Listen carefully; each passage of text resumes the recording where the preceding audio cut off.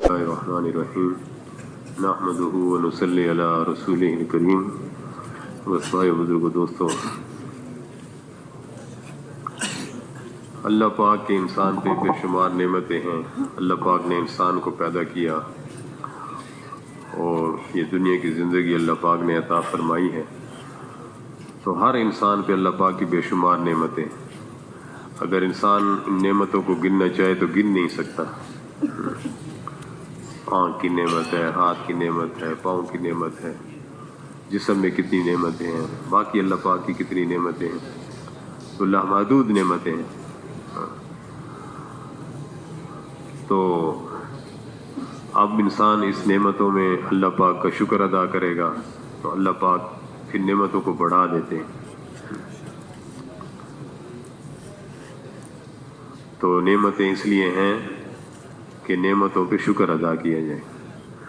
اللہ پاک نعمتیں اس لیے دے رہے ہیں کہ بندہ اس پہ شکر ادا کرے۔ تو اگر نعمتوں کا اثر یہ بھی ہے کہ آدمی اس میں بھی اکڑتا ہے، اس کا الٹا اثر لے لیا، تو پھر جو ہے وہ نعمتوں میں نقصان میں چلا جاتا ہے۔ تو نعمتوں میں نعمت والے کی طرف ہمارا ذہن چلا جائے، ہمارا رخ جس کی طرف سے نعمتیں آ رہی ہیں اس کی طرف ہو جائے، اس کو راضی کرنے میں لگ جائیں، تو یہ شکر ہوگا کہ نعمتوں میں جو نعمت والا ہے، جو نعمتیں دینے والا ہے، تو وہ ہم سے کیا چاہتا ہے۔ اگر ہم اس کو پورا کریں تو پھر اس کا وعدہ ہے کہ وہ نعمتوں کو بڑھا دیتے ہیں۔ تو جہاں اللہ پاک نے نعمتیں دی ہیں وہاں نعمتوں کے بارے میں شکر کا طریقہ بھی بتا دیا۔ نعمتوں میں نعمتوں کا شکر یہ ہے کہ نعمتوں کے بارے میں جو حکم ہے اور جو حضور صلی اللہ علیہ وسلم نے طریقہ بتایا ہے، نعمتوں کے بارے میں جو دین ہے اس پہ عمل کر لیا جائے۔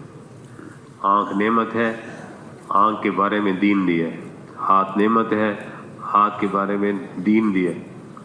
جسم نعمت ہے تو اس کے بارے میں دین دیا ہے۔ تو جتنی نعمتیں ہیں تو اس کے بارے میں دین ہے۔ اگر اور یہ دین پہ عمل کر لینا نعمتوں میں، یہ شکر ہے، یہ شکر ہے۔ اور اس پہ اللہ پاک پھر ایسی نعمتیں عطا فرمائیں گے۔ آنکھ کے بارے کا جو دین ہے اس پہ عمل کر لیا تو پھر اللہ پاک ایسی آنکھیں عطا فرمائیں گے کہ جس سے آدمی ایسی نعمتوں کو دیکھے گا کہ جو کسی دل میں کسی کا خیال بھی نہیں گزر سکتا، کسی آنکھ نے کبھی دیکھی بھی نہیں ہوگی۔ اور پھر اس آنکھ کی نعمت کو اگر صحیح استعمال کیا تو اس کی وجہ سے آدمی اللہ کا دیدار کرے گا، اللہ کا دیدار کرے گا کہ اللہ کو دیکھتا ہی رہے گا۔ علماء فرماتے ہیں کہ پہلی دفعہ جو جنتی جنت میں اللہ پاک کا دیدار کریں گے تو پہلی نظر جو ہوگی تو 8 لاکھ سال، 8.5 لاکھ سال وہ ایک ہی نظر میں دیکھتے رہیں گے۔ تو بھائی بزرگوں دوستو، آنکھ کی نعمت صحیح استعمال ہوئی، دین کے مطابق استعمال ہوئی تو پھر اللہ پاک کتنا عطا فرمائیں گے۔ تو اس لیے حاجی صاحب رحمۃ اللہ علیہ فرماتے تھے کہ نعمتوں میں ہم نعمت والے کی طرف چل پڑیں، نعمتوں میں گم نہ ہو جائیں۔ یہ جو اللہ پاک نے نعمتیں دی ہیں ان میں گم نہ ہو جائیں، بلکہ اس میں ہم اللہ کی طرف چلیں، اللہ کو راضی کریں۔ تو بہرحال بھائی بزرگوں دوستو، سب سے بڑی نعمت اللہ پاک کی دین ہے۔ دین پہ چلنے کی وجہ سے اللہ پاک جو نعمتیں موجود ہیں اس میں اللہ پاک برکتیں عطا فرما دیں۔ دنیا میں نعمتوں میں برکتیں آ جائیں گی اور پھر اس کے بدلے میں آخرت میں اللہ پاک لامحدود انعامات عطا فرمائیں گے، لامحدود نعمت عطا فرمائیں گے۔ تو دین اللہ پاک کی بہت بڑی نعمت ہے۔ تو دین پہ عمل یہ ہے اصل، اسی پہ کامیابیاں ہیں، اسی پہ اللہ پاک کے وعدے ہیں۔ تو اسی دین کو پھیلانے کے لیے اللہ پاک نے مختلف زبانوں میں انبیاء علیہ السلام کو مبعوث فرمایا۔ اللہ پاک نے مختلف زمانوں میں انبیاء علیہ السلام کو بھیجا کہ ساری انسانیت جو ہے وہ اپنے اصل کی طرف چلے، اپنے مقصد پہ آ جائے، کہ انسانوں کا زندگی میں آنے کا مقصد دین پہ چلنا، کہ انسان اور جنات کو اللہ پاک کی طرف سے اعلان ہے کہ میں نے انسان اور جنات کو صرف اور صرف اس لیے پیدا کیا ہے کہ وہ بندہ بن کر زندگی گزاریں، بندگی والی زندگی گزاریں۔ تو اس اصل کی طرف بلانا یہ انبیاء علیہ السلام کی محنت ہے کہ انسان کامیابیوں سے ہمکنار ہوں، کہ اللہ پاک نے انسان کو پیدا اس لیے کیا ہے کہ یہ انسان کامیاب ہو جائے۔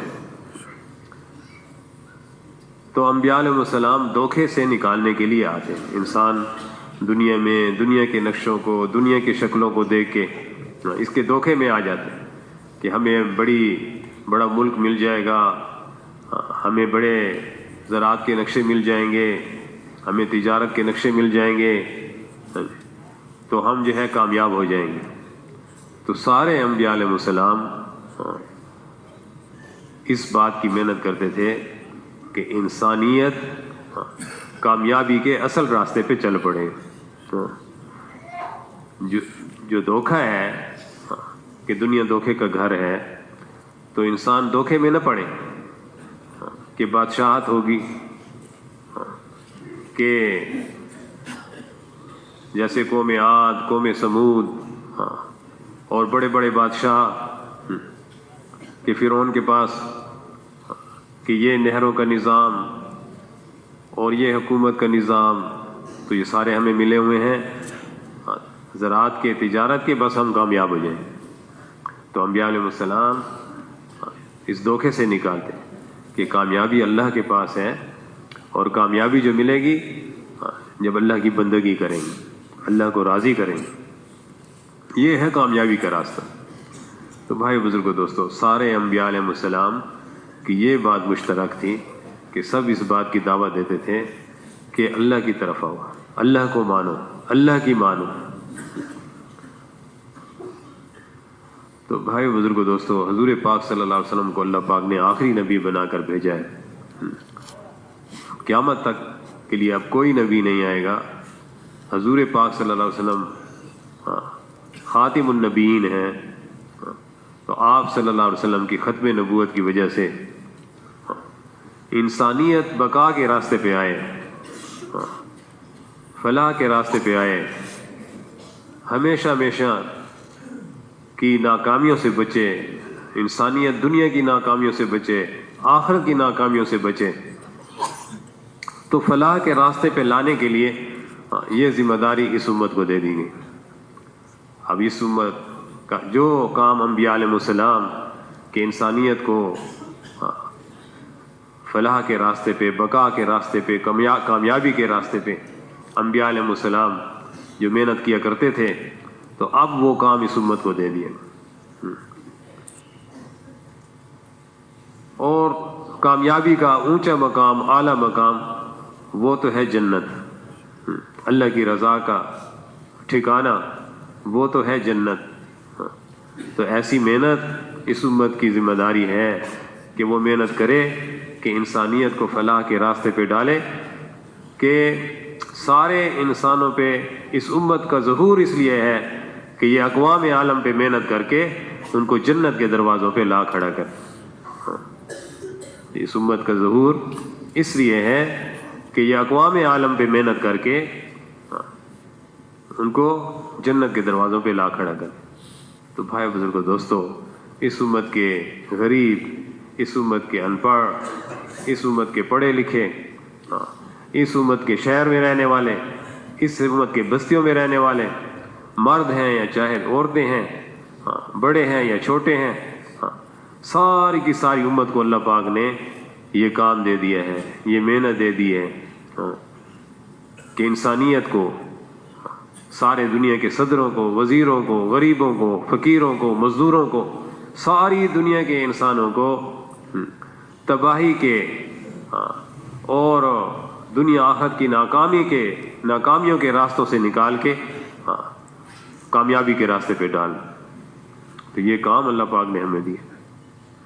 تو آج کم قسمتی سے ہم اپنے چھوٹے چھوٹے کاموں میں الجھ کے رہ گئے اور اپنی حیثیت کو ہم نے کم کر دیا, اپنی حیثیت کو کم کر دیا.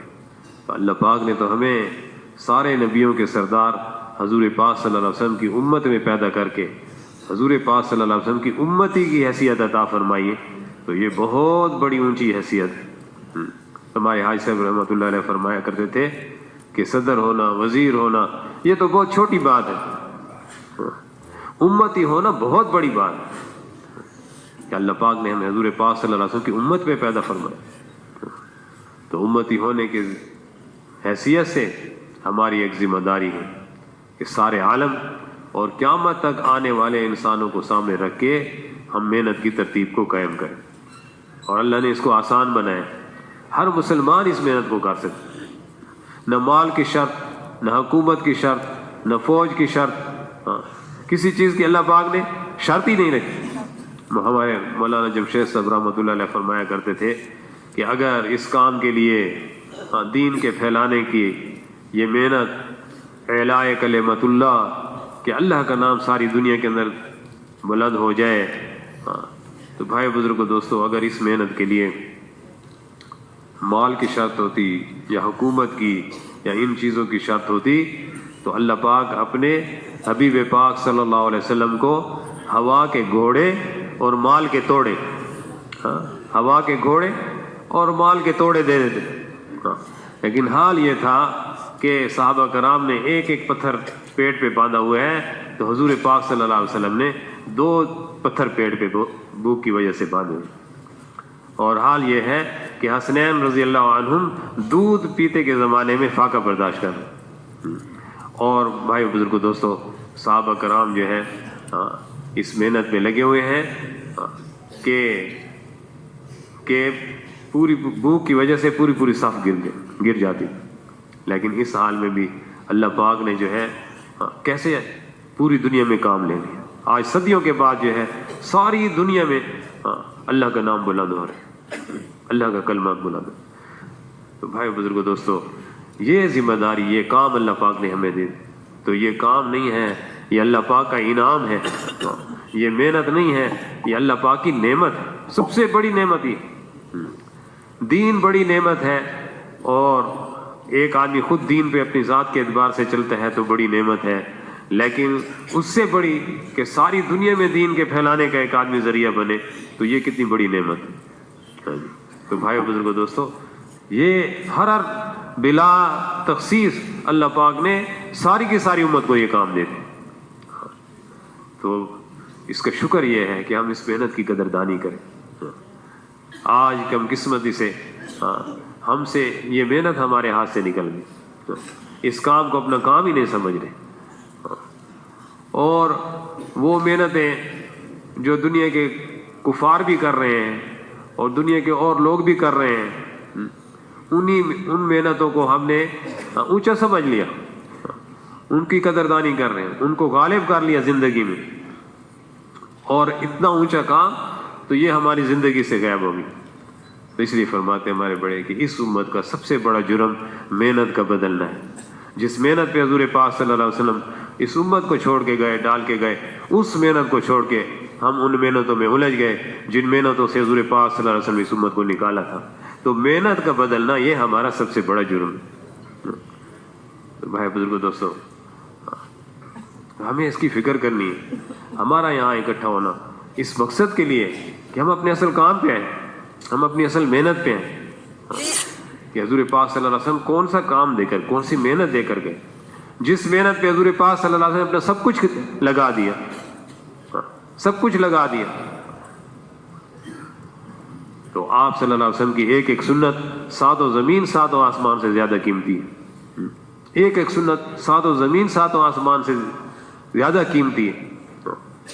تو لیکن ایسی سنتیں بھی ہیں جو حضور پاک صلی اللہ علیہ وسلم نے مثلا کسی وقت آپ صلی اللہ علیہ وسلم نے زندگی میں اس عمل کو کیا, کوئی کھانے کا ہے, کوئی سونے کا ہے, کچھ اور اعمال ہے.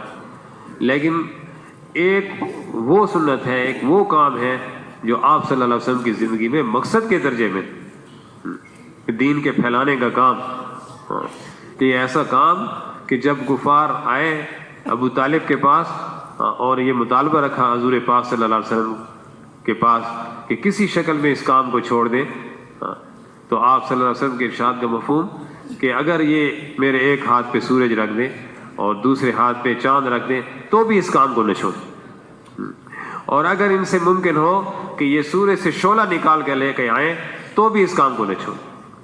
تو بھائی بزرگوں دوستو، جس کام پہ حضور پاک صلی اللہ علیہ وسلم نے اپنا سب کچھ لگا دیا، تو وہ کام ہم سوچیں کہ ہماری زندگی میں وہ کتنے ہیں، ہماری 24 گھنٹے کی زندگی میں، ہمارے دن اور رات کی اس زندگی میں، ہمارے یہ جو زندگی گزر رہی ہے، کسی کی 40 سال، کسی کی 30 سال، کسی کی 50 سال، کسی کی 60 سال، تو اس زندگی میں ہم نے کتنا جو ہے اپنے اوقات کو، اپنی صلاحیتوں کو اس محنت پہ خرچ کیا، اس دعوت کے کام پہ خرچ کیا۔ کہ ابھی بھی ہمارے حضرات اس بات پہ کتنی فکر فرما رہے ہیں کہ آج ہماری صلاحیتیں جو ہے وہ ضائع ہو رہی ہیں، امت کی صلاحیتیں غلط جگہوں پہ خرچ ہو رہی ہیں، غلط جگہ۔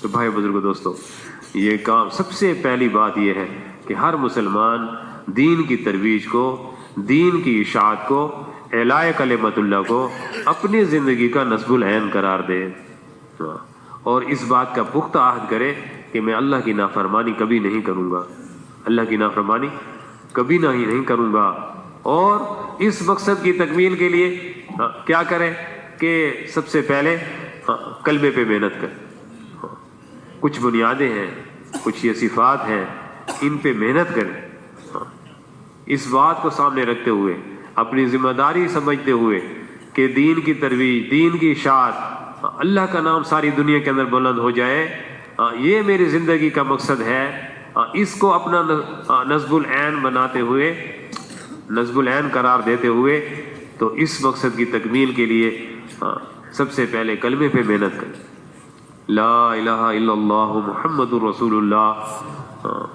کتنا اونچا کلمہ اللہ پاک نے عطا فرمایا کہ سارے انبیاء علیہ السلام اس کلمے کے ساتھ مبعوث ہوئے، سارے انبیاء علیہ السلام اس کلمے کے ساتھ مبعوث ہوئے، اور سارے انبیاء علیہ السلام اس کلمے کی طرف بلانے والے، اس کلمے کی طرف بلانے والے۔ تو جب بھی آدمی کہتا ہے لا الہ الا اللہ، تو ساتوں آسمانوں کے دروازے کھل جاتے ہیں، اور یہ کلمہ اللہ کے عرش پہ جا کے پہنچتا ہے۔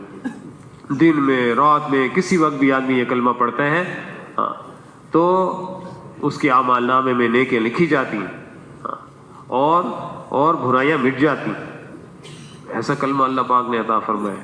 تو اس کلمے کا اقرار، اس کلمہ مرتے وقت اگر کوئی اس کلمے کو پڑھ لے تو اس پہ جنت واجب ہو جاتی ہے۔ مرتے وقت اگر کوئی اس کلمے کو پڑھ لے تو اس پہ جنت واجب ہو جاتی ہے، اور اگر تندرستی کی حالت میں کوئی اس کلمے کو پڑھے تو وہ یہ کلمہ اور زیادہ جنت کو واجب کرنے والا ہے، جنت کو اور زیادہ واجب کرنے والا ہے۔ تو بھائی بزرگوں دوستو، اس کلمے کے اندر کی بات کہ دل سے اس کلمے کا اقرار ہو، دل کے اندر یہ بات اتری ہوئی ہو کہ سب کچھ کرنے والا اللہ ہے، ہمارا رب اللہ ہے، ہم اللہ کو دیکھ کے چلیں گے، اللہ کے علاوہ کسی کو دیکھ کے نہیں چلیں گے۔ تو جو لوگ دنیا میں لا الہ الا اللہ والے ہیں، جو لا الہ الا اللہ کا اقرار کرتے ہیں اور موت تک اسی پہ جمے رہتے ہیں، جو لا الہ الا اللہ کا اقرار کرنے والے ہیں اور موت تک اس پہ جمے رہتے ہیں، تو مرنے کے وقت اور قیامت میں فرشتے ان پہ نازل ہوتے ہیں، اور فرشتے ان کو خوشخبریاں سناتے ہیں۔ فرشتوں کا نزول ہوتا ہے مرنے کے وقت میں اور قیامت میں، اور فرشتے ان کو خوشخبریاں سناتے ہیں۔ اور بھائیو بزرگوں دوستو، دنیا میں بھی فرشتے ان کی مدد کرتے رہتے ہیں، اور آخرت میں بھی ان کے ساتھ۔ تو ایسا کلمہ اللہ پاک نے عطا فرمایا ہے۔ تو دین کی بنیاد جو ہے وہ کلمہ توحید ہے، کلمہ توحید ہے، یہ دین کی بنیاد ہے۔ تو اس کلمے کی دعوت دینا، اس کلمے کو لے کر پھرنا، اس کلمے کے یقین کو دلوں کے اندر اتارنا کہ جو ہوتا ہے اللہ پاک کے ارادے سے ہوتا ہے، کرتا دھرتا صرف ایک اللہ کی ذات ہے. وہ جسے چاہے عزت دے، جسے چاہے کامیابی دے، جسے چاہے ناکامی دے. تو وہ نہیں ہوتا جو ساری دنیا کے لوگ چاہتے ہیں، وہ ہوتا ہے جو اللہ چاہتا ہے. آج تک جو کچھ ہوا ہے اللہ کے ارادے سے ہوا ہے. آج جو کچھ ہو رہا ہے اللہ کے ارادے سے ہو رہا ہے. آئندہ جو کچھ بھی ہوگا وہ اللہ کے ارادے سے ہوگا. تو بھائی بزرگ دوستو، اگر ہم سارا دن مخلوق کو بولیں اور مخلوق میں گم رہے تو کیسے جو ہے دلوں کے اندر اس کا تاثر قائم ہوگا. ہمارے حاج صاحب رحمۃ اللہ علیہ فرماتے کہ آج جو ہے یعنی دنیا کی محنتوں میں لگ کے جب ہمارے محنت کا رخ بدل گیا تو دنیا کی محنتوں میں اور مخلوق کو ہم نے اتنا بولا کہ آج ہماری روح سیاہ ہو چکی ہے. ہماری روح سیاہ ہو چکی ہے، دلوں کے اندر غیر کا تاثر اتنا، تو اسے کھرچ کر دلوں سے نکالنا ہوگا. غیر کے تاثر کو دلوں سے نکالنا ہوگا. تو اللہ کو بولنا، اللہ کی عظمت و بڑائی کے تذکرے کرنا اور آخرت کی بات کرنا. تو بھائی بزرگو دوستو، دین میں کامیابی کی بات کرنا. تو صحابہ کرام اس اپنی ذات کے اعتبار سے بھی کہ دعوت اپنی ذات کے اعتبار سے بھی کہ آؤ اللہ پہ ایمان لے آئے، تو اللہ کی عظمت و بڑائی کے تذکرے کرتے تھے اور اس دعوت کو لے کر پھرا کرتے تھے. کہ ربیع بن عامر رضی اللہ تعالی عنہ جب کسریٰ کے دربار میں گئے تو کیا فرمایا کہ ہم تمہیں مخلوق کی غلامی سے نکال کر خالق کی غلامی میں لانا چاہتے ہیں. مخلوق کی غلامی سے نکال کے خالق کی غلامی میں لانا چاہتے ہیں، اور ادیان باطلہ کے ظلم سے نکال کر دین حق کے عدل میں لانا چاہتے ہیں. اس لیے ہم آئے، اور آئے نہیں ہیں، ہم بھیجے گئے. اور تمہیں دنیا کی تنگیوں سے نکال کر دنیا کی وسعتوں کی طرف، یا یہ بھی آیا ہے کہ دنیا کی تنگیوں سے نکال کر آخرت کی وسعتوں کی طرف لانا چاہتے ہیں. تو بھائی بزرگو دوستو، اس بات کی دعوت ہے مخلوق سے خالق کی طرف، اور جو ہے دنیا سے آخرت کی طرف. اور جو غلط طریقے ہیں ادیان باطلہ ہے پوری دنیا میں جس لائن کے بھی جو طریقے ہیں وہ باطل ہیں. جس لائن کے بھی جو طریقے بتائے جا رہے ہیں اور بڑے اچھے طریقے سے بتائے جا رہے ہیں، تو وہ سارے کے سارے بند گلی کے مسافر ہیں، وہ اندھیرے کے مسافر ہیں. کچھ بھی سجائی نہیں دے گا سوائے آپس میں ٹکرانے کے، کہ معاشرے میں ٹکراؤ پیدا ہو، انسانیت میں ٹکراؤ پیدا ہو. اس کے علاوہ کچھ بھی نہیں ملے گا. آپ صلی اللہ علیہ وسلم کے ارشاد کا مفہوم ہے کہ میں تمہیں ایسے راستے پہ چھوڑ کے جا رہا ہوں کہ جس کی رات بھی دن کی طرح روشن. تو بھائی بزرگو دوستو، ہر اعتبار سے اپنے گھر کی زندگی کے اعتبار سے، اپنی انفرادی زندگی کے اعتبار سے، اپنے گھر کی زندگی کے اعتبار سے، اپنے محلے کے زندگی کے اعتبار سے، اپنے شہر کی زندگی کے اعتبار سے، اپنے رہن سہن میں، معاشرت میں، معیشت میں، تجارت میں، ہر اعتبار سے بھائیو بزرگو دوستو، حضور پاک صلی اللہ علیہ وسلم ایسے راستے پہ انسانیت کو ڈال کے گئے ہیں کہ جس کی رات بھی دن کی طرح روشن.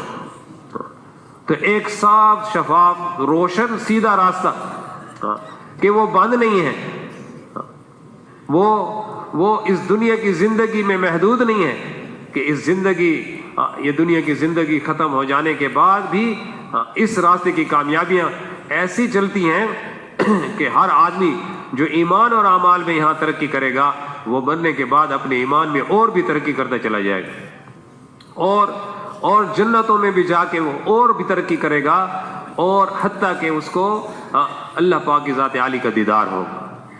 اور ایسے لوگ بھی ہوں گے کہ وہ ایسی ترقی کریں گے کہ ایسی جگہ پہ اللہ پاک ایسا بحل عطا فرمائیں گے، ایسی جنت عطا فرمائیں گے کہ وہ صرف اللہ کا دیدار ہی کرتے رہیں گے اور کچھ بھی نہیں ہوگا، وہ ہمیشہ ہمیشہ کے لیے اللہ کا دیدار ہی کرتے رہیں گے. تو بھائی بزرگو دوستو، یہ ایمان اور اعمال، یہ راستہ جو آخرت کے اعتبار سے اتنی اونچی ترقیاں دینے والا ہے، تو دنیا کی ہماری زندگیوں کے مسائل کا حل اس میں کیوں نہیں ہے؟ تو آسان راستہ بتا دیا. اللہ پاک تو کیا فرمایا کہ تمہیں دنیا کی تنگیوں سے نکال کر دنیا کی وسعتوں کی طرف یا آخرت کی وسعتوں کی طرف، کہ دنیا تنگ ہو جاتی جب دین کے خلاف زندگی ہوگی تو ہمارا ہر نظام تنگی کا شکار ہو جائے گا، ہمارا ہر نظام تنگی کا شکار ہو جائے گا، پھر زندگی گزارنا مشکل ہو جائے گا۔ تو بھائیو بزرگوں دوستو، جب ہم دین پہ چلیں گے تو پھر اللہ پاک جو ہے ہمیں دنیا کی زندگی حیاتاً طیبہ کا وعدہ ہے۔ اللہ پاک پاکیزہ زندگی، ہمارا ہر شعبہ پاکیزہ ہوگا، ہماری زندگی کا ہر پہلو پاکیزہ ہوگا، ہماری گھر کی زندگی، ہماری پورے معاشرے کی زندگی، ہمارے پورے عالمی کی سطح پہ زندگی جو ہے وہ پاکیزہ ہو جائے گی، دنیا جنت کا نمونہ بن جائے گی۔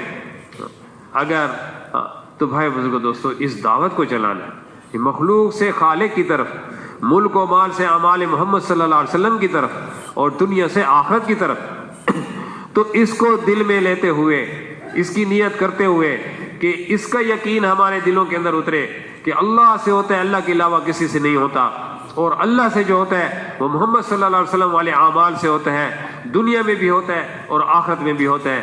تو بھائی بزرگوں دوستو، اپنے دل کے اندر اس یقین کو اتارتے ہوئے اس کلمے کی دعوت کو لے کر پوری دنیا میں پھرنا، یہ ہماری ذمہ داری ہے کہ ساری دنیا کے اندر یہ فضا قائم ہو جائے کہ کام بنیں گے اللہ سے بنیں گے، اور اعمال محمد صلی اللہ علیہ وسلم سے بنیں گے، دنیا کے بھی بنیں گے اور آخرت کے بھی بنیں گے۔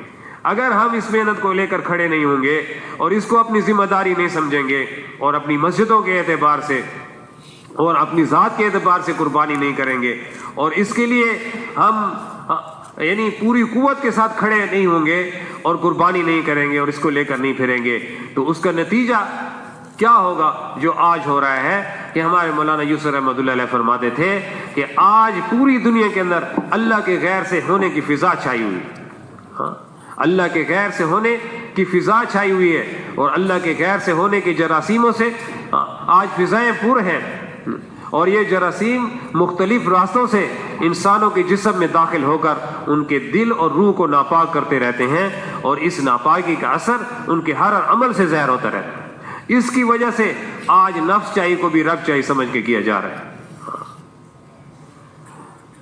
ایسی فضا جب غلط یقین چھا جاتا ہے، دلوں کے اندر غلط یقین آ جاتا ہے، جب دلوں کا رخ غلط ہو جاتا ہے، تو ہر بے دینی کو دین بنا کے پیش کیا جاتا ہے۔ کر تو رہے ہوں گے بے دینی اور سمجھ رہے ہیں کہ ہم دین پہ چل رہے ہیں۔ تو بھائی بزرگوں دوستو، یہ ذمہ داری کس کی ہے؟ یہ ہم میں سے ہر ایک مسلمان کی ہے کہ ہم اس دعوت کو لے کر کھڑے ہو جائیں، دعوت کا ماحول بنائیں، ہمارے گھروں کے اندر، ہماری مسجدوں کے اندر، ایک ایک کے پاس جا کے اس کلمے کی دعوت دینا۔ یہ کلمے کی دعوت یہ بہت بڑی، کہ کیا فرمایا کہ میں اس کلمے کے ساتھ مبعوث ہوا ہوں اور اس کلمے کی طرف بلاتا ہوں۔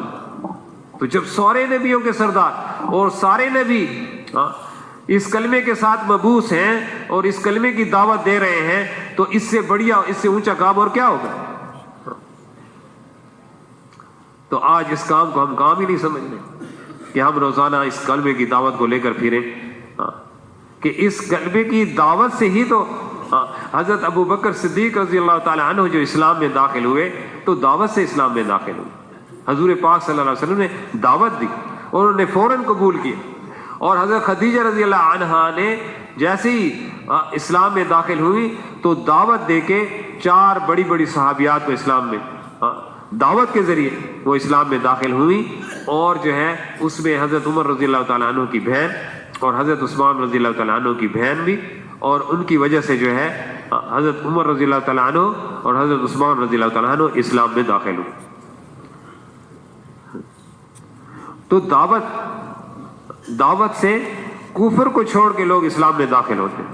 تو جب مسلمان کو دعوت دی جائے گی، اپنی ذات کی نیت کرتے ہوئے ہم ایک ایک مسلمان کو آپس میں اس کی دعوت کو دیں گے، تو بھائی بزرگوں دوستو، ہمارا ایمان کتنا ترقی کرے گا۔ تو اس لیے سب سے پہلی بات یہ ہے، یہ جو ہمیں ذمہ داری ملی ہے کہ ہم پوری دنیا کے اندر دین کے پھیلانے والے ہوں، تو اس میں ہم کلمے کی دعوت کو لے کر پھرنے والے بنے، اور اس دعوت کا ماحول گھروں کے اندر جہاں پہ بھی ہوں، ہم دائی کی حیثیت سے ہوں۔ اللہ نے ہمیں دائی بنایا، تو اس کی نیت کرتے ہیں نا انشاءاللہ تو بھائی بزرگوں دوستوں، جس کلمے کا ہم اقرار کر رہے ہیں، جس کے زبان سے جس کا اقرار کرتے ہیں، دل سے اس کی تصدیق کرتے ہیں، اس کلمے کا عملی اظہار نماز کے اندر ہے کہ کفر اور اسلام کے درمیان جو فرق ہے وہ نماز کا ہے۔ تو جیسے ہی جب ہم نے قبول کر لیا تو اب اس کا عملی اظہار نماز میں ہے۔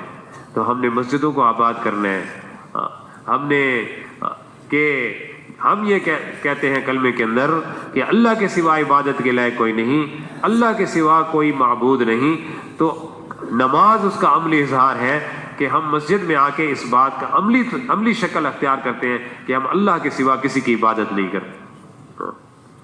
تو اللہ اکبر کہہ کے اللہ کی عظمت و بڑائی کا اقرار کرتے ہوئے اللہ کے سامنے جھک جانا۔ تو ہم ایسا جھکنا سیکھیں اللہ کے سامنے، اللہ کی 5 وقت ایسی عبادت کرنا سیکھیں کہ ہماری 24 گھنٹے کی زندگی وہ بندگی والی ہو، اللہ کی عبادت والی ہو، کہ اگر نماز آدمی کی صحیح ہو جائے تو 24 گھنٹے کی زندگی صحیح ہو جائے گی۔ تو اس لیے نمازوں پہ محنت کرنی ہے، کسی کو بے نمازی نہیں چھوڑنا۔ ایک بے نمازی جب نماز چھوڑ دیتا ہے تو نماز کو چھوڑنے والا دین کو منہدم کرنے والا ہے، دین کی عمارت کو گرانے والا ہے۔ تو جب 80 یا 90% مسلمان یا 85% مسلمان دین کے گرانے میں لگے ہوئے ہوں تو پھر دین کیسے زندہ ہو؟ تو اس لیے بھائی بزرگوں دوستو، ہر آدمی کو مسجد کے ساتھ جوڑنا ہے کہ جو مسجد سے جڑ گیا وہ اللہ سے جڑ گیا، اور جو مسجد سے تو ہر آدمی کو مسجد سے جوڑیں گے اور اللہ کے سامنے جھکانے والا بنائیں گے۔ یہ ہمارا کام ہے۔ یہاں پہ ایک مولانا صاحب تھے، مفتی صاحب تھے، وہ پہلے تبلیغ میں لگنے سے پہلے تو غالباً وہ ایسے ہی کوئی بکریاں وغیرہ چراتے تھے، پھر ان تبلیغ میں وقت لگایا، 4 مہینے لگائے، پھر مدرسے میں عالم بنے، پھر مفتی بنے۔ تو انہوں نے سال بیرون بھی لگائے، اندرون سال بھی۔ تو وہ کارگزاری سنا رہے تھے کہ میں اور میرا بھتیجا تو ہم کسی تھر کے علاقے میں، تو وہاں پہ ہم جو ہے جماعت میں ہماری تشکیل ہوئی، پیدل جماعت میں، تو ہم گشت پہ نکلے، ملاقات پہ نکلے، تو ایک بوڑھا بابا بکریاں چرا رہا تھا۔ تو بہت بوڑھا آدمی، پتہ نہیں 80 یا 90 سال۔ تو ہم نے اسے کہا بابا مسجد آؤ، تو اس نے کہا میری تو یہ بکریاں ہیں۔ تو میرے جو ساتھ بھتیجا تھا تو وہ بھی یہ، تو میں نے کہا بابا یہ بھی یہ کام جانتا ہے تو یہ بکریاں سنبھالے گا، آپ ہمارے ساتھ چلیں۔ تو وہ مسجد میں ہمارے ساتھ گیا، پھر ہم نے اس کو وضو کرایا، پھر اس کو شاید اس وقت نفل کا وقت ہے ایسے، تو اس کو 2 رکعت نفل پڑھا لیے۔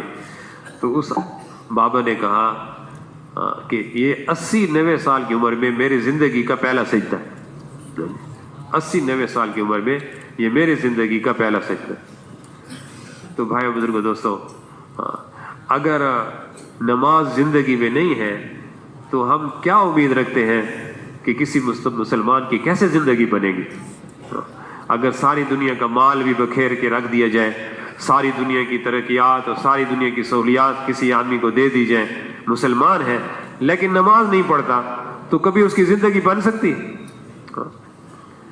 تو کتنا ضروری ہے کہ ہم ہر مسلمان پہ محنت کریں، اور اس نیت سے کہ ہم اس نماز پہ پہنچے جو نماز حضور پاک صلی اللہ علیہ وسلم نے بتائی، جو صحابہ کرام نے ادا کی، اس نماز کی نیت کرتے ہوئے ہم ساری زندگی نمازوں پہ ہم محنت کریں، نمازوں کو ہم بنائیں۔ تو کتنا ضروری ہے۔ ایک بے نمازی کی نحوست کہاں تک پہنچتی؟ تو جس گھر میں بے نمازی ہوگا کتنا بڑا نقصان۔ اور ایک محلہ ہے اور اس میں جو ہے کچھ لوگ بے نمازی ہیں اور کچھ لوگ نماز اپنی پڑھ رہے ہیں اور وہ ان کی فکر نہیں کرتے، تو پھر علماء کرام سے پوچھیں کہ ان کی نمازوں کا کیا ہوگا، اس کے بارے میں کیا ہوگا کہ محلے میں بے نمازی ہیں اور جو نماز پڑھنے والے ہیں وہ ان کی فکر نہیں کر رہے۔ اور اسی طرح ساری کی ساری امت کا حال ہے۔ تو کیا فرمایا کہ ایک اوپر کے طبق میں لوگ ہیں، ایک نیچے کے دریا समुद्री जहाज के ऊपर के तबक में है, नीचे के तबक में। नीचे के तबक वाले कहते हैं कि ऊपर जाने में, उधर पानी लेने में मुश्किल होती है तो नीचे से ही सुराख निकाल लेते हैं, यहीं से पानी ले लें।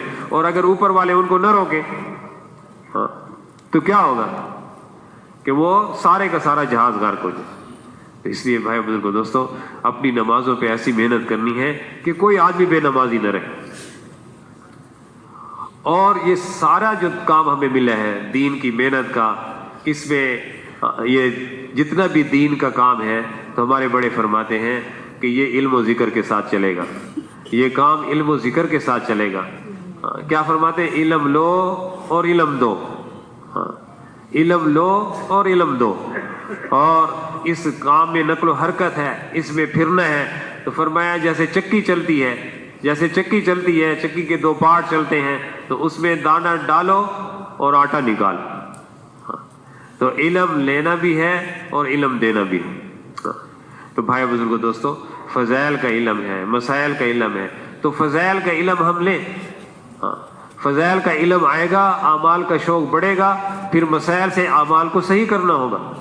तो इसलिए फज़ाइल को हमने सीखना है और फज़ाइल को हम लें और फज़ाइल को हम आगे दें। तो इल्म और जिक्र के साथ क्या फरमाया कि हर अमल इल्म और जिक्र से चलेगा। हमारी 24 घंटे की जिंदगी में जो दीन है वो दीन इल्म और जिक्र के साथ कि यकीन भी हो और खौफ भी हो। अल्लाह का यकीन और अल्लाह का खौफ, तो अल्लाह का खौफ होगा तो फिर अब अल्लाह को राजी कैसे करना है उसके लिए इल्म है। इल्म होगा तो पता चलेगा कि अल्लाह कैसे राजी होता है। तो भाई बुजुर्गों दोस्तों, फज़ाइल के इल्म पे मेहनत करें। हम मसाइल उलमाए कराम से पूछें, मुफ्तियान कराम से पूछें। तो इस तरह इल्म पे मुस्तकिल हमें मेहनत करनी होगी। हमारी नमाज इल्म जिक्र के मुताबिक हो, हमारी घर की जिंदगी के जिक्र से मकसूद ये है कि हर आन हर घड़ी अल्लाह का ध्यान हो, कि इल्म पे मेहनत करके हमारी जहालत दूर हो जाए और जिक्र पे मेहनत करके हमारी गफलत दूर हो जाए। वरना गफलत की वजह से आदमी अमल को छोड़ देते हैं। तो अल्लाह का ऐसा ध्यान कि जब किसी जंगल में चरवाहे को ये कहा गया कि ये बकरी जो है मालिक को कह देना कि भेड़िया, झूठ बोल देना कि भेड़िया खा गई, तो बेसाख्ता उसके मुंह से निकला, क्या निकला कि उस वक्त जबकि मैं ये कह रहा हूँगा तो अल्लाह कहाँ हूँ, फ़ैन अल्लाह, तो उस वक्त अल्लाह कहाँ हूँ। तो अल्लाह का ध्यान ये आदमी को अमल पे डालता है। तो इसके लिए वक्त मुकर्रर करके अल्लाह का जिक्र करना, जो वक्त मुकर्रर करके अल्लाह का जिक्र करते हैं आसमानों पे उसका तज़किरा होता है। जो ज़मीन पे अल्लाह का जिक्र करता है, जो वक्त मुकर्रर करके अल्लाह का जिक्र करता है आसमानों पे उसका इंतज़ार होता है। जो ज़मीन पे अल्लाह का जिक्र करता है आसमानों पे उसका तज़किरा होता है। जब तक आदमी के होंठ अल्लाह के जिक्र में हिलते रहते हैं तो फरिश्ते उसके साथ होते हैं, अल्लाह उसके साथ होता है। मसनून दुआएं मजबूत किला है। और सबसे ज़्यादा कुर्ब इंसान को जो हासिल होता है उस चीज़ से हासिल होता है जो अल्लाह की ज़ात आली से निकला, वो अल्लाह का कलाम, अल्लाह का कुरान है। और माशाल्लाह अभी तो रमज़ान शरीफ, ये तो कुरान का महीना है। तो भाई बुजुर्गों दोस्तों, हम अपने आप को इन अमाल का आदी बनाएं। सारी दुनिया की नियत करके इल्म और जिक्र पे मेहनत करें, दावत पे मेहनत करें, नमाजों पे मेहनत करें, अपने आप को आदी बनाएं। क्या फरमाया कि खैर के कामों का आदी बनाओ, खैर के कामों का, खूबियों का आदी बनाना, खुद आदी बनना, औरों को आदी बनाना। तो भाई बुजुर्गों दोस्तों, ये जो काम चला है, ये जो जिम्मेदारी हमें मिली है, तो ये हुस्न माशरत के साथ, ये अखलाक के साथ हजूर पाक सल्लल्लाहु अलैहि वसल्लम के दावत की मेहनत को लेकर जब सहाबा कराम निकले और आप सल्लल्लाहु अलैहि वसल्लम ने जो ये मेहनत फरमाई, तो दावत देते थे और दावत से भी लोग इस्लाम में दाखिल होते और आप सल्लल्लाहु अलैहि वसल्लम के अखलाक की वजह से भी लोग इस्लाम में दाखिल होते थे। सहाबा कराम के अखलाक की वजह से भी लोग इस्लाम में दाखिल होते थे। तो भाई बुजुर्गों दोस्तों, इसको भी हमने सीखना है कि हर दिन जो है हमारी छोटाई हमारे दिलों में आती चली जाए, कि हम जो है सहाबा कराम ने इस चीज़ को इतना हासिल किया था कि तमीम दारी रज़ी अल्लाह ताला अन्हु को जब हज़रत उमर रज़ी अल्लाह ताला अन्हु ने यह फरमाया कि जब मदीना मुनव्वरा में जब एक घाटी से आग निकली तो आप रज़ी अल्लाह तआला अन्हु ने तमीम दारी रज़ी अल्लाह तआला अन्हु को ये फरमाया कि आप इस आग को पीछे हटाएं, तो बेसाख्ता उनकी ज़बान से क्या निकला कि मैं क्या और मैं कौन, मैं क्या और मैं कौन। तो भाई बुजुर्गो दोस्तों, ये सहाबा के कि हम कुछ नहीं, मैं क्या और मैं कौन। लेकिन अमीर के हुक्म की वजह से जो है तो वो चल पड़े। अब वो आगे चढ़ रहे हैं हाथ के इशारे से, तो आग पीछे जा रही। हज़रत उमर रज़ी अल्लाह तआला उनके पीछे हैं। चलते चलते तो एक घाटी आ गई, तो उस घाटी नीचे उतर गए और उस आग को जो है जहाँ से वहाँ निकली थी वहाँ पे उसको दबा दी। तो भाई बुजुर्गो दोस्तों, छोटे छोटे काम हम सहाबा कराम, हज़रत अबू बकर सिद्दीक़ रज़ी अल्लाह तआला अन्हु, हम बड़ों से वाक़या सुनते हैं कि कैसे रात को उठ के जाते और वो बुढ़िया उसके यानी सारे काम जो है रात को उठ के जाके करके आते, छोटे छोटे काम। और हज़रत उमर रज़ी अल्लाह तआला अन्हु इस शौक में, इस कोशिश में कि पहले मैं कर। तो भाई बुजुर्गो दोस्तों, हम कुछ नहीं, हमारा कुछ नहीं, ये अपने दिलों के अंदर इसके लिए मेहनत करनी पड़ेगी। सिर्फ ज़बान की बात नहीं है, अमली तौर पे इसकी कोशिश करनी पड़ेगी।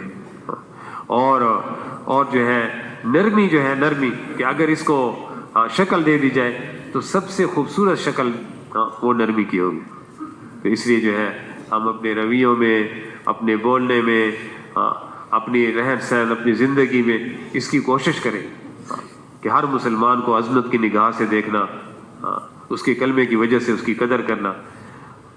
सारी मेहनत, सारे काम जो कुछ भी है वो सिर्फ इसलिए है कि हमसे अल्लाह राज़ी हो जाए। हमें कुछ नहीं चाहिए, हमें अल्लाह चाहिए। तो फिर वो अमल आमाल बनेंगे। क़यामत के दिन जो है हर अमल का देखें, ये अखलाक भी है, कलमा भी है, तो कलमे का इखलास है। जितना कलमे का इखलास होगा उतना उसका नतीजा होगा, उतना उसका इनाम होगा। ऐसे अखलाक जो है वो इखलास के साथ अखलाक बनते हैं, वरना वो अगराज बन जाते हैं।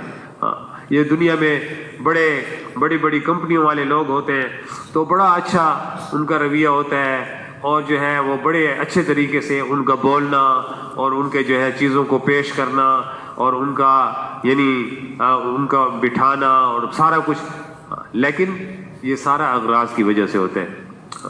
तो अखलाक वो है जो इखलास के साथ, जो अल्लाह की रज़ा के लिए।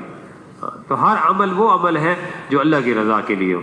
तो हर अमल के शुरू में, दरमियान में, आखिर में, भाई बुजुर्गो दोस्तों, हमारे मौलाना इब्राहिम से फरमाते हैं कि एक दरख्त के साथ मसलन आम का भी आगे मौसम आने वाला है, आम के दरख्त के साथ पहले छोटा सा एक आम का फल लगता है, तो उसमें कड़वाहट होती है, उसका रंग भी सब्ज होता है जी, और लेकिन वो दरख्त के साथ लगा रहता है, तो एक वक्त आ जाता है कि उसमें जो है रंगत भी आ जाती है और उसमें मिठास भी पैदा हो जाती है।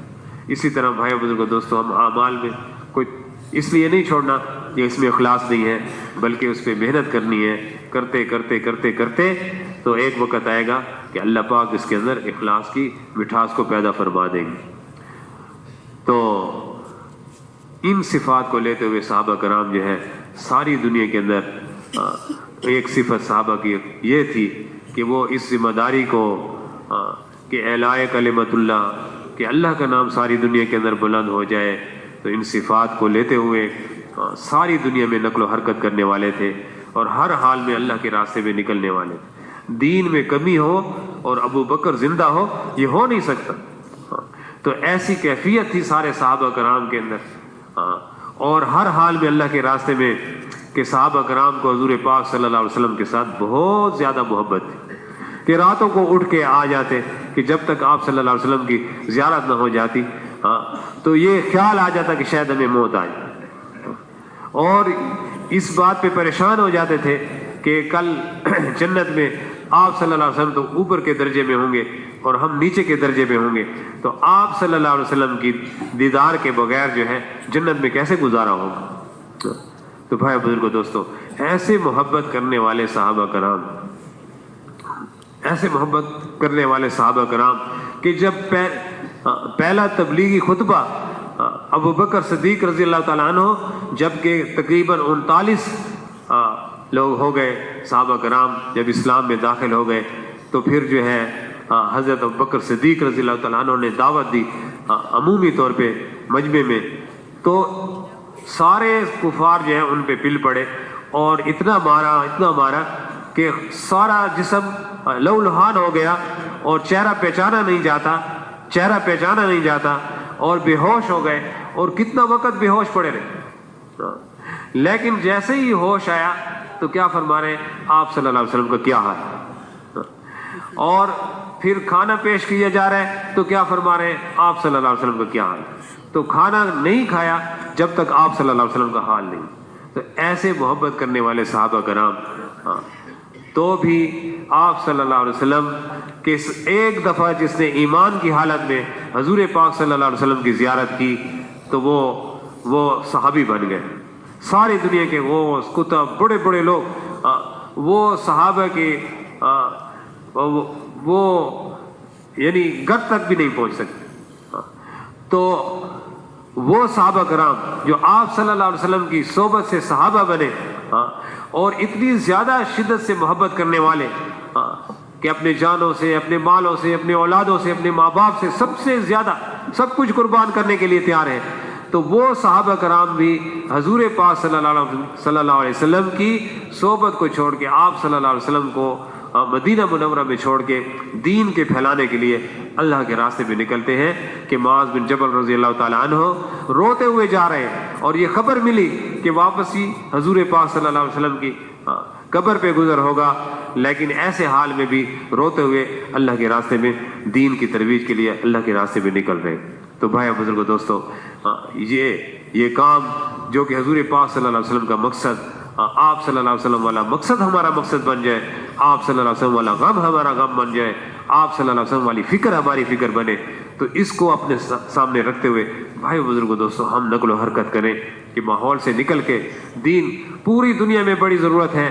ہمارے اپنے ملک کے اندر کناروں میں دور کے علاقوں میں جائیں، کتنے لوگ بستیوں کی بستیاں ایسی پڑی ہیں جو بے نمازی ہیں، جن کو کلمے کا پتہ نہیں، جن کو نماز کا پتہ نہیں، اور جو ہے احکامات ٹوٹ رہے ہیں، حضور پاک صلی اللہ علیہ وسلم کی سنتیں زندگیوں سے نکل رہے ہیں.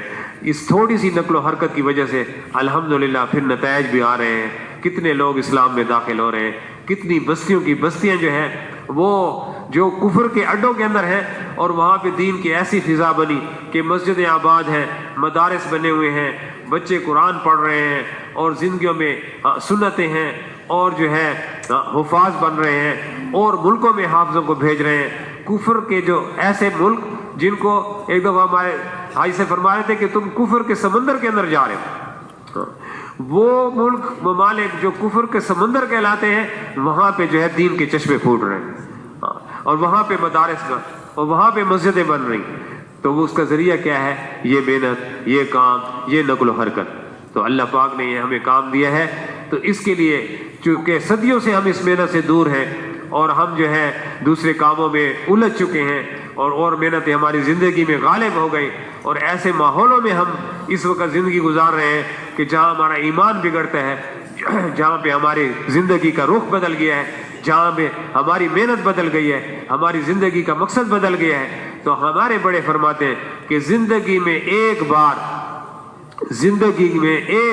جلد سے جلد ہم اس ماحول کو چھوڑ کے نقل و حرکت کے ماحول میں جائیں، اس ماحول میں جائیں جہاں ہمارا ایمان ترقی کرے، جہاں ہماری زندگی کا رخ صحیح ہو، ہماری وہ زندگی کا جو مقصد اللہ نے ہمیں دیا ہے اس مقصد پہ ہم پڑ جائیں. تو 4 مہینے یکسوئی کے ساتھ ہم اس ماحول میں اس محنت والے اعمال اور اس محنت والے نقل و حرکت کے اندر اپنے آپ کو 4 مہینے یکسوئی کے ساتھ ہم اس میں وقت گزاریں اور اس کام کو اپنی زندگی کا مقصد بناتے ہوئے پوری زندگی ہم اس کام کو کریں. تو اس کے لیے جن ساتھیوں کے 4 مہینے نہیں لگے، جتنا قربانی کے ساتھ ہم اللہ کے راستے میں نکلیں گے اور یعنی ترتیبوں سے ہٹ کر قربانی کے ساتھ، اور نقد میں قربانی ہے، تو جتنا ہم قربانی کے ساتھ اللہ کے راستے میں نکلیں گے اتنا زیادہ قرب حاصل ہوگا. اس وقت درخواست یہ ہے کہ یہ بالکل یعنی تشکیل کا وقت ہے، اس وقت اٹھ کے جانا تو نقصان کی بات ہے. تو جو بھائی کھڑے ہوئے ہیں ان سے درخواست ہے کہ تشریف رکھیں. جب اتنا زیادہ وقت بیٹھے تو تھوڑا سا ہمارے